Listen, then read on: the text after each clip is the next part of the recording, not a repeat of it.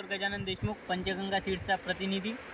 या ठिकाणी आपण आपल्या पंचगंगा सीड्सचे तुरीचे वाण आहे जे लक्ष्मी म्हणून नावाने ओळखले जाते त्याच्या प्लॉटवर व्हिजिट करण्यासाठी आलेलो आहोत. तर आपण जाणून घेऊया शेतकऱ्याकडून की त्याला या तुरीचे कसे म्हणजे सध्या रिझल्ट कसे आहेत म्हणून. तर दादा आपला परिचय. माझं नाव मंगेश महादेव कोटे, राहणार मुंगळा.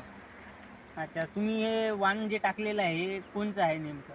हे लक्ष्मी पंचगंगा. पंचगंगाची. आता सध्या याला तुम्ही जे माल धारणा झालेली आहे तर बाकी तुरीपेक्षा आणि या तुरीत तुम्हाला काही फरक जाणवतो का? 4 पटचा फरक येतो. आणि या शेंगाचं काही सांगू शकता का शेंगबद्दल? हे समजा आता दुसऱ्या बाकी तुरी जे येतात 4 दाणे 3 दाणे, इथे मिनिमम 5 दाणे किंवा 6 6 दाणे. दाण्यापर्यंत शेंगा आहे हो, समजा.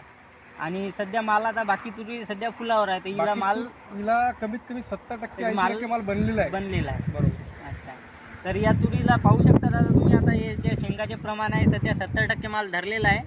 आणि आता जे बाकी जे फ्लावरिंग आहे ते बी बसलेली आहे पूर्ण तरी. आता हिला 15 दिवसाच्या आधी सर्व तूर कव्हर होऊन जाते. हो. माल धारणा आणि पूर्ण बाकी होऊन तुरीचं जाते. कसं आहे 2 पोते 3 पोते.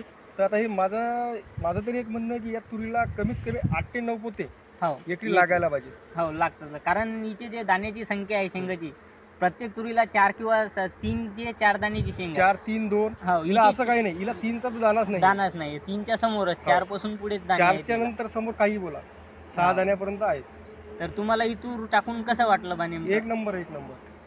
तर तुम्ही समाधानी आहात समजा? समाधानी म्हणजे अशी तुर असल्या कोणा समाधान नको.